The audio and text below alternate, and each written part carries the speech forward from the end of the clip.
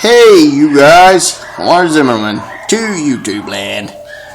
Said I'd do a little video on my snowplow. See, I started recording. I thought the thing was running, but I got it tipped on its side. But I'm going to show you the linear actuator. And I was going to show you, I did show you, but I'll show you for sure the power cable.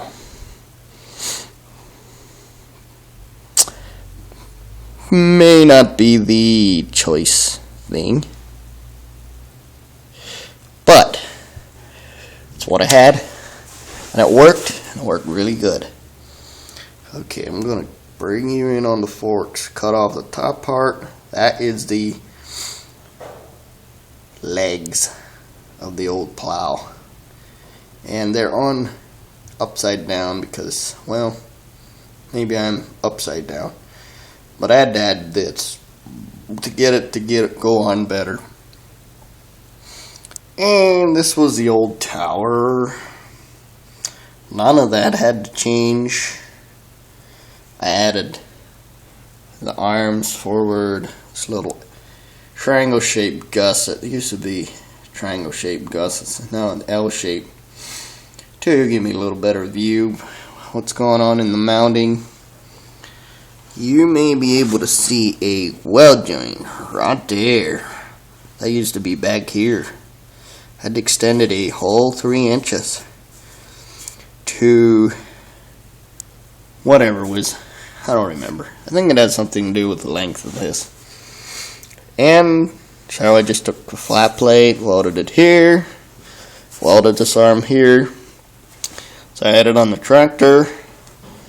I made an A-frame up there. Just tack welded everything, bent it apart, welded it down here. Then I put this plate in, put this gusset in here. Later on added this. I think I cut the plate down here off and re-welded it. That's why it looks so shitty. There's no cotter pins in the ends here, but it doesn't really need to be till these bend far enough apart for it to let go. Now I was going to use these 3 holes. This was used to be a rod going back to the lift. But I made this little square plate. 2 arms, or two legs there. And there you can see a slot. That gives me just a little bit of up and down so the plow can ride over the bumps. And this here, all this, I still have a decent amount of slack. I can get in there and change the plow angle as often as I want. And there's not much more to show. Just maybe probably if you got a Cub Cadet plow, or if you looked at a Cub Cadet plow, they rushed out right along here, right on along in there. Well, boys, I use this plow to plow dirt all summer. And ever since it was snow, I was out there plowing snow. And you don't see any holes. You know why? Because I've got an extra wide cutting edge, long and high enough to cover the holes.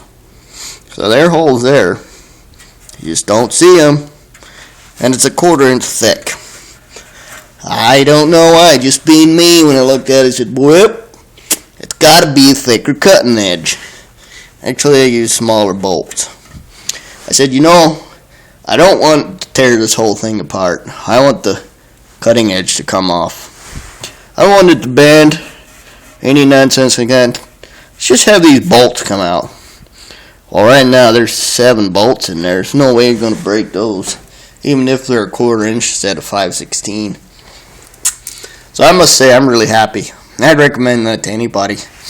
A neighbor of mine put a rubber backing behind this and let it stand up a little higher to cover his holes in his.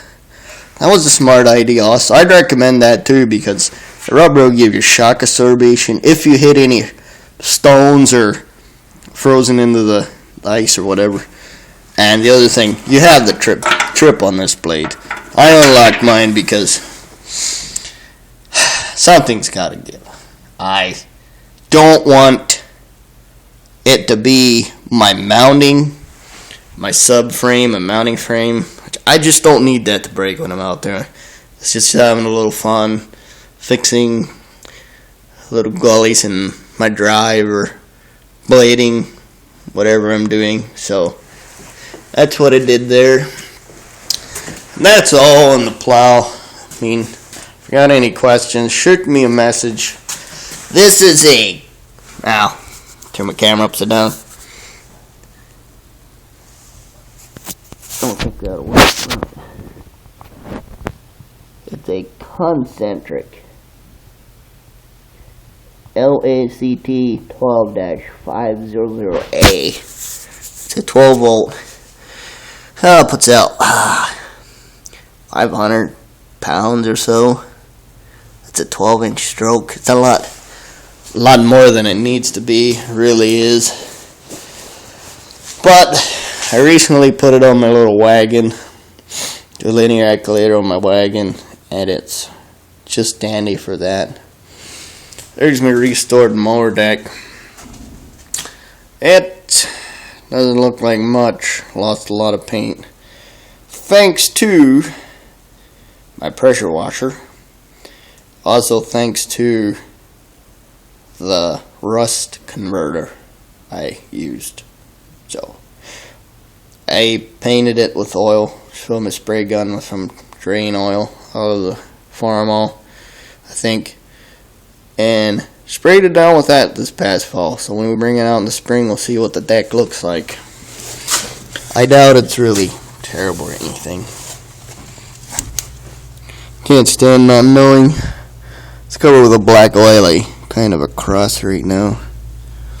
It really is a good news because you don't need that acidy stuff eating away at my deck that I spent so much time at. So what I got on the Cub now is I got the Cub, this plow that I got with it, and that deck that I got with it. I think that guy thought that deck was junk. Well, it sure did look like junk. That holes rusted through it. But when I spun the blades, that's one thing I did. I learned it worked. Spin the blades, and the tips should line up pretty close. And they did. And they spun freely, too. Excuse me. So, I said, I think that deck's good. Spinning freely, blades lining up. And I patched the holes. And I mowed one season with it. And I love the job it does. I didn't have a lot of adjusting. I just used it and I mowed. The only thing was the skis here. If you look down in here, you'll see the skis are going to run over the grass, and that it'll smash that grass down, and that's what it did for me. So I kind of had these trails. I couldn't get my full 38 inches. I could get till to the width of the skis. That was it. So maybe in the springtime I'll put some. I want to get a newer deck. Like my brother's got a 23-25 Cub Cadet with the full width rollers in the back and swivel wheels in the front. It's kind of what I'd like. So, okay, guys, peace out. Enjoy the day.